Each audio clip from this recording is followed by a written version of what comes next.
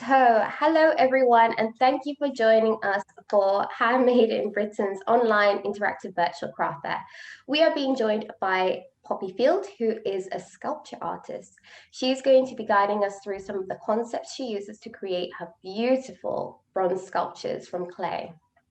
As this is an interactive session, please do make use of the chat box provided to ask any questions you would like during the session. Please do take advantage of that to ask any questions towards the artist, and we will make sure to get through to them during the session. All right, I'll pass it over to you now. Brilliant, thanks Lucky. Hi everyone, my name's Poppy and I'm a figurative sculptor. Hope you're all having a good afternoon. I'm speaking to you from my studio in East Hertfordshire. I'm based at Warren Park Heritage and Crafts Centre among loads of other craftspeople, so it's a wonderful place to be. The title of this talk is called Drawing in Space from Clay to Bronze. Drawing in space refers to the technique that I trained in. It's a concept my professor Rob Bodum came up with. And clay to bronze is a story of creation and destruction as one takes an idea and makes it material, three-dimensional, and it changes its own form over the course of its own journey. Now, bronze isn't the only material that one can cast in. As a sculptor, there are a variety of things. Up here, I have to do this backwards, there we go. On the shelf, this head of Fatima is fired clay with an oxide wash. This cast of Matthias is a plaster copy from a commissioned bust that was cast in bronze. And up here we have, there we go, some panels in porcelain of a little girl named Astrid with different colour backgrounds. So there are a variety of materials one can cast in, but bronze is the one that stole my heart early on. And it's a material that's been used in many places all over the world since its discovery or its first appearance 5,500 years ago. When I want to create a work that will eventually end up in bronze, I begin by working in clay around an armature. An armature can be made of really whatever's lying around. I tend to have a preference for an aluminium wire armature. So this is almost like a skeleton to go inside a figure. Typically, I'll work in clay, which comes in great big 25 kilo bags and are a lot harder to lug around the studio when they're full. The clay I use at the moment is water-based and it's mined in Shropshire, so not too far away, at least it's in the UK.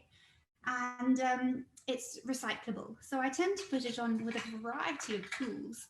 And originally, some wood that's lying around is quite good, trying to keep my hands on the screen, at getting a big lump and sort of smashing it or compressing it down around the armature. A bigger drawing tool, this is actually a butter knife. You can take the clay and model it on, and smaller tools as you progress along the journey of your sculpture until it's finished. Now, when people come to the studio, which sadly hasn't happened for ages because of this pandemic, I normally talk them through this process using a book. And it's a wonderful prop to have because I can take you on this journey, growing one sculpture through modelling from life over many months through the foundry process. But it seems a bit bananas to hold a book up to the screen. So instead, I'm going to use a few things I've had lying around.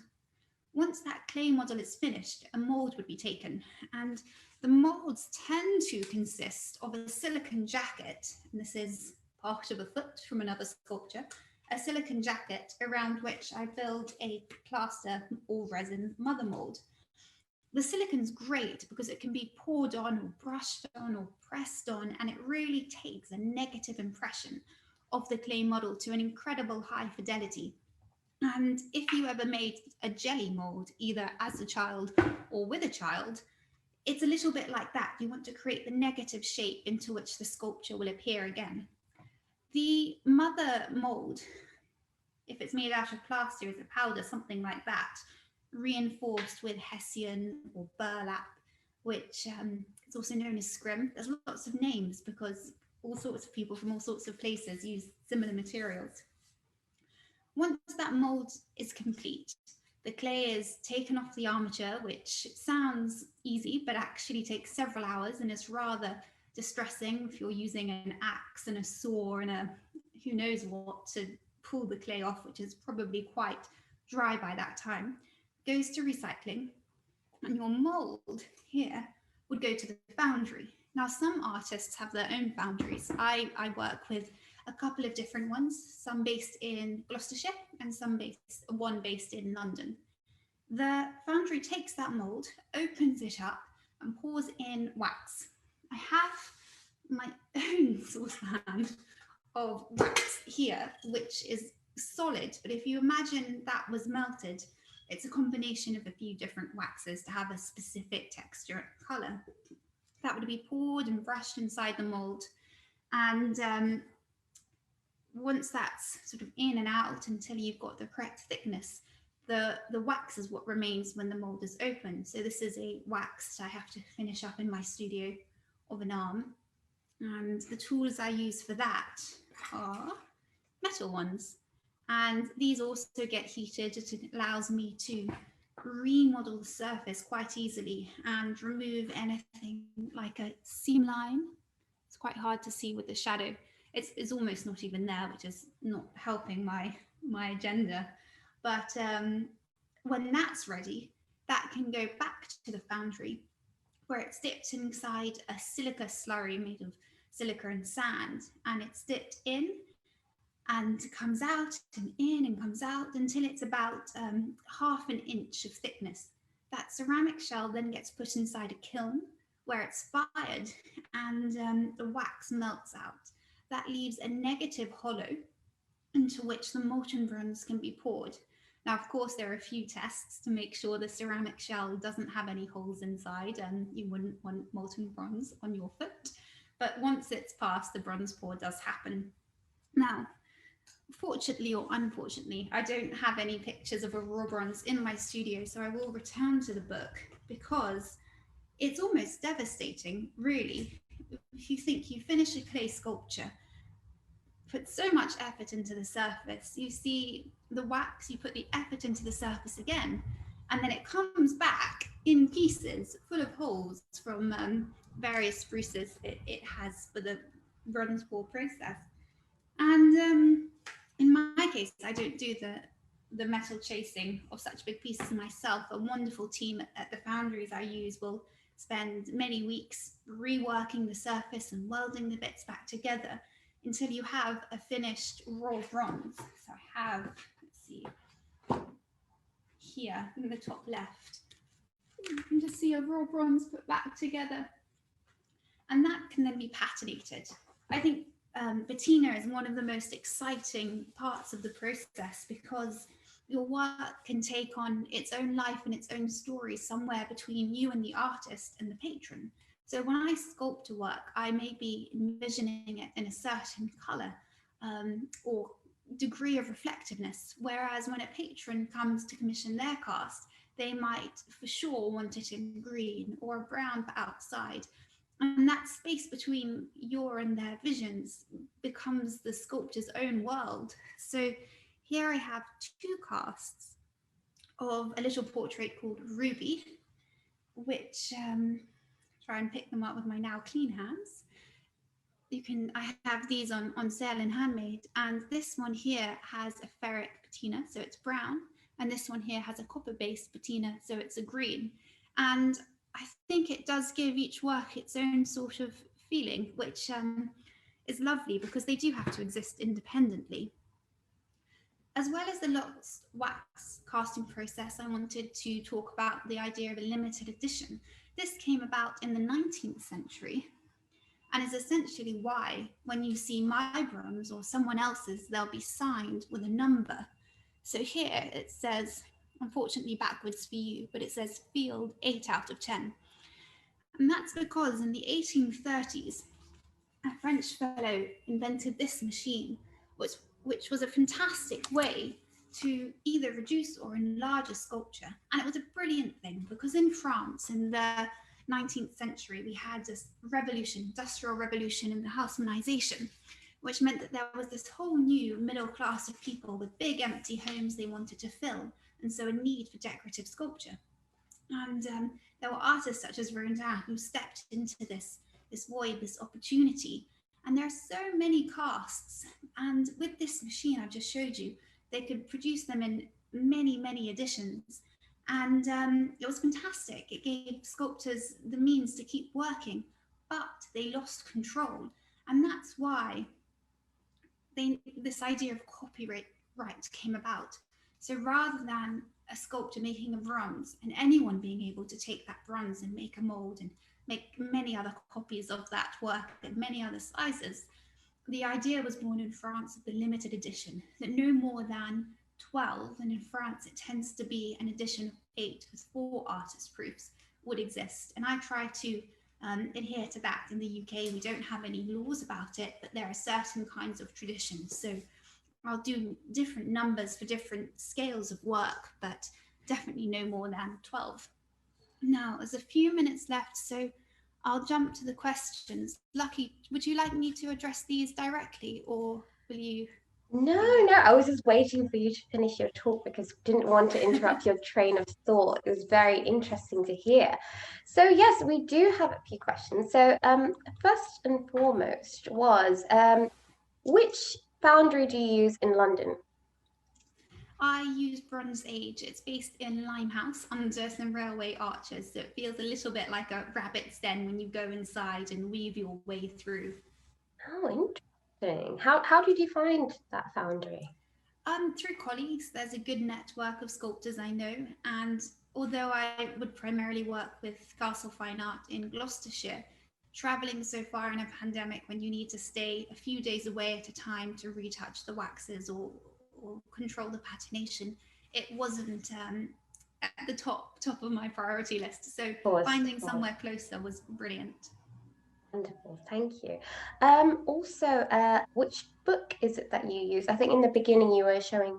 Could we see that book again? The title and. Well, this is not a real book. It's a prop that I've made, which just uses photo references from one of my sculptures from the beginning to the end. So I don't think that will be of much interest to anyone else, I'm afraid. But thank you for asking. Well, no, it's interesting. So is it more like a portfolio kind of book?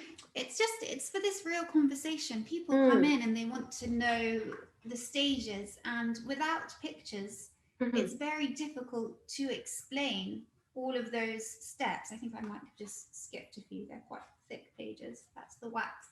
And the conversation or the talk that I've just given is based upon a conversation I've had many times with people when they come here. So. Wonderful. That's her installed. Beautiful, absolutely stunning.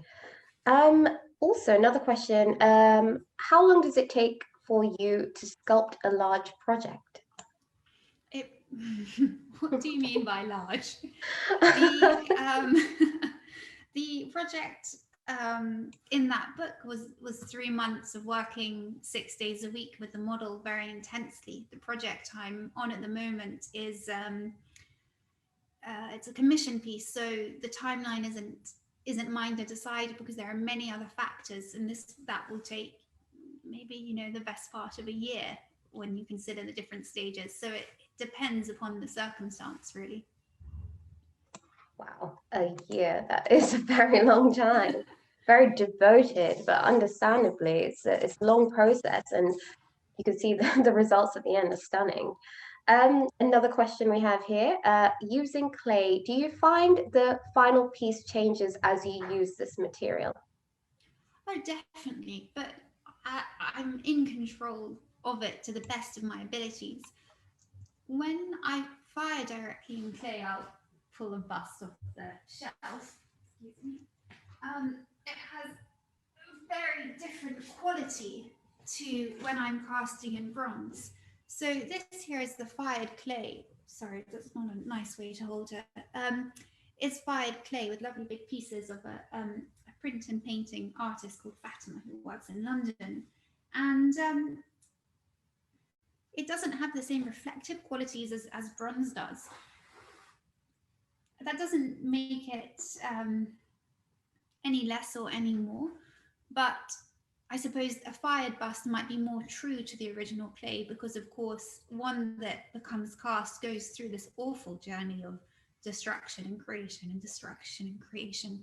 But I've always been very happy with the results, and finding a really good foundry who almost hide those stages in between is, I think, key to its success. Wonderful. Okay, and we do have another question. Do people position your final pieces where you imagine?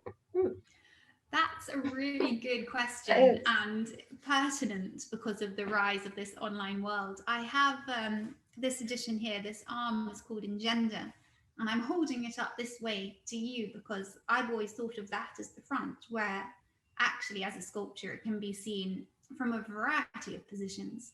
What surprised me about this is it's an edition of 10 and two have found homes already, and they both found homes via online shows.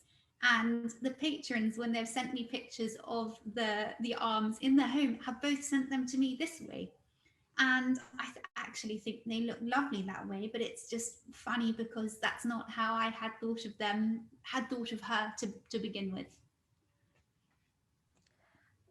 Definitely. I think that was a very interesting question. Definitely. You never know really until you ask, you send me a picture of how you've positioned the artwork.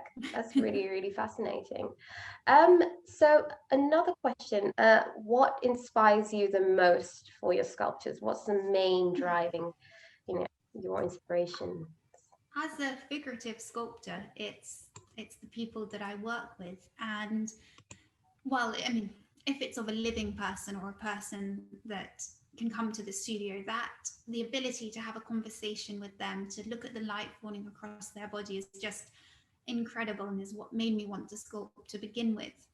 Equally, I had some really good teachers. So even when I was in school, I never thought I would be an artist. I wasn't even going to do art for GCSE, but I had some teachers called Miss Taylor and Mr. Layton who really encouraged me. So some inspiration perhaps you see, and sometimes other people need to give you a push in the right direction. Brilliant. Thank you for answering that one. And finally, just since we have a few more minutes, what are you working on now? I am working on a commissioned project that is not really for me to talk about at present. It's hush hush. But as you can see, it's somewhere we can't see. But you are doing your own private commissions at the moment as well, yes. So I can do casts of existing works, but I'm not taking on any new projects until next year. Wonderful, wonderful. So good to hear that. And before we leave, could we have some price guides, what kind of pricing we can expect? Yeah, the prices of the works in your show, they start at about £800, £850, and go up according to scale. The way pricing bronze works is that you take the foundry price and then you add in, typically it would be times by 3. The foundry gets a third, the artist gets a third, and the gallery, or in this case the fair, gets a third. So it's based entirely upon the scale of the piece. Wonderful, wonderful. Thank you so much. Thank you everyone for joining. And just to, because we did just have another question asking where can we see any of your pieces. So they are available to purchase, some of them, of course, on our online shop. So for Poppy Field, I've just popped a link in the description. So if you click on there, you can head on over to her shop and you can purchase some of her items there. So I do highly encourage you guys to go and have a look. They're all for sale.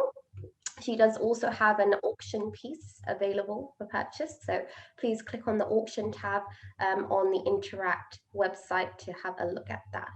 So thank you so much, Poppy, for joining us. And thank you so much, everyone, for joining us and asking questions, also participating and interacting. Really great of you guys.